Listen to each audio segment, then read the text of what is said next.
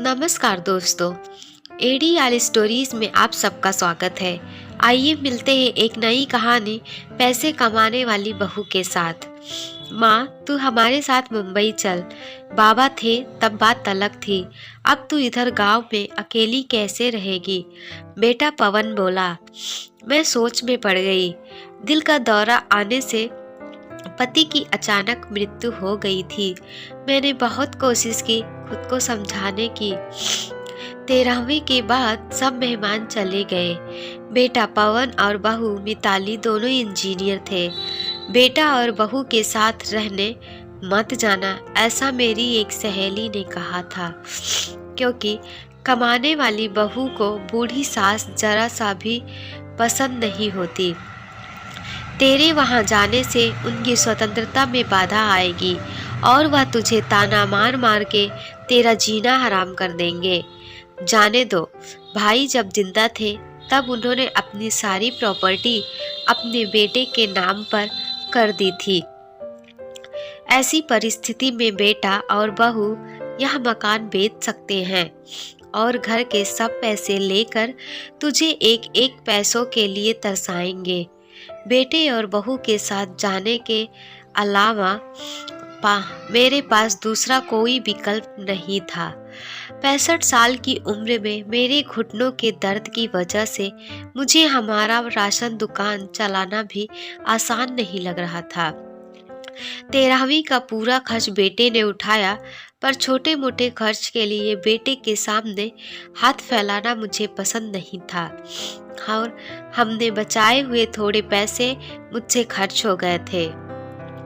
अब परिस्थिति ऐसी थी कि मेरे पास 50 रुपए भी नहीं थे और यह बातें सोचने में मैं पवन को कोई उत्तर नहीं दे सकी। इतने में मिताली बोली, माँ मुझे बताओ कि कौन सी साड़ी रखनी है, मैं आपकी बैग पैक कर रही हूँ।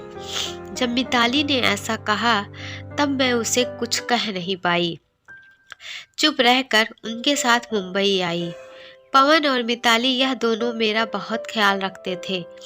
हम सब साथ बैठकर खाना खाते थे। उनकी याद नहीं आनी चाहिए, इसलिए दोनों मुझे बहुत खुश रखने का प्रयत्न करते थे।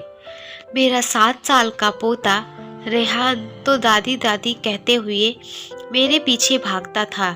मैंने कौन सी भी चीज़ मंगाई कि वह मुझे तुरंत ला कर देता था। ये सब देखकर मेरे मन को बहुत शांति मिलती थी। मैं सोचने लगी कि लोग बेवजह ही आजकल के लड़के और लड़कियों को बदनाम करते हैं और कहते हैं कि बूढ़े माँ बाप का सम्मान नहीं करते, उनकी देखभाल नहीं करते, खासकर बहू कमाने वाली होगी तो सास को ठोकरों पर रखेगी। लेकिन मैंने देखा कि ये सारी सिर्फ बातें थी। हर उंगली की तरह हर बहू सेम नहीं होती। आज सब ने बाहर घूमने का प्लान बनाया था। हम सब मॉल में गए। उधर घूमते घूमते पवन और मिताली एक दुकान में कुछ खरीदने के लिए रुके। मैं और रेहान थोड़ा आगे गए। आइसक्रीम की दुकान देखते ही रेहान बोला, दादी मुझे आइसक्रीम खानी है। मेरे ऊपर जैसे बिजली ही गिरी, क्योंकि मेरे पास तो पैसे ही नहीं थे। दिन में कभी मुझे पैसे की ज़रूरत नहीं पड़ी, अभी क्या करें? मेरा उदास चेहरा देखकर रेहान वापस बोला, ले दो ना प्लीज़। माफ़ कर बेटा, मेरी पर्स मैं घर भूल गई। मेरे ऐसे बोलते ही रेहान मेरी तरफ एक अलग नज़रों से देखने लगा। उसको लगा कि आइसक्रीम लेनी नहीं है, इसलिए दादी बहाने बना रही है। पर मैं क्या कर सकती थी? मुझे खुद ही शर्म आ रही थी। मैं कैसी दादी हूँ जो अपने पोते को आइसक्रीम भी नहीं लेके दे सकती? हमने बाहर ही खाना खाया। मिताली ने मेरे पसंद की काजू मसाले की सब्जी ऑर्डर की थी, पर मुझे वह पसंद नहीं आ रही थी। घर आने के बाद सबने थोड़ी देर टीवी देखी। पवन सोने गया। रेहान को क्या चाहिए और क्या नहीं, वह देखने के लिए मिताली उसके रूम में गई। मैं भी मेरे रूम में सोने जा रही थी, तभी मुझे रेहान की आवाज़ सुनाई दी। मम्मी, दादी बहुत कंजूस हैं। तू ऐसा क्यों बोल रहा है? हाँ मम्मी, हम जब मॉल में घूम रहे थे तब मैंने दादी से आइसक्रीम मांगी तो वह कहने लगी कि मेरी पर्स मैं घर पर भूल गई हूँ। यह अच्छा है क्या मम्मी? कंजूस दादी। रेहान क्या है, दादी के बारे में ऐसे बोलने से पहले तुमने सोचा नहीं क्या? तेरी दादी इस वक्त कितनी दुखी है तू समझ नहीं सकता। दादी को कितना दुख है बेटा।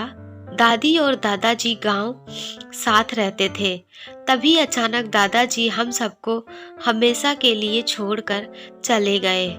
जिस व्यक्ति के साथ हम 24 घंटे साथ रहते हैं, साथ उठना बैठना खाना पीना हम साथ करते हैं, हम सब अपना सुख दुख बांट लेते हैं, वही व्यक्ति जब अचानक हमको छोड़कर चला जाता है तो कितना दुख होता है।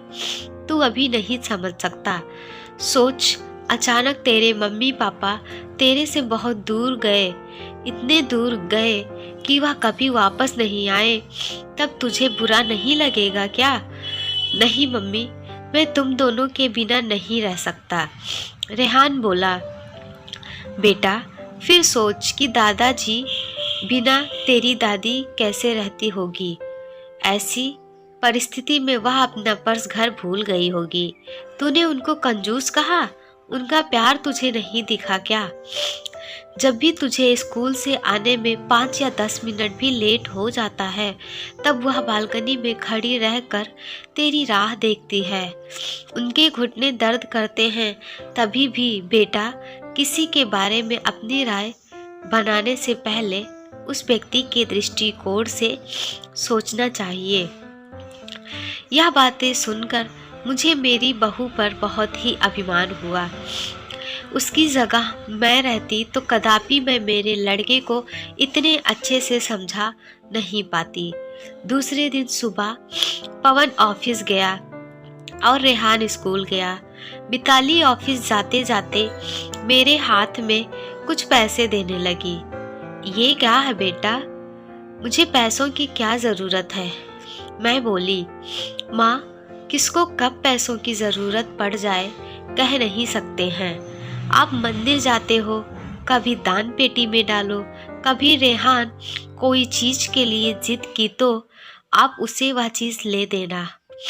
पर बेटा, माँ, जब यही पैसे पवन ने आपको दिए होते तो आपने मना किया होता क्या? नहीं ना, आपकी बहू भी कमाती है तो आप अपनी बहू से पैसे क्यों नहीं ले सकती?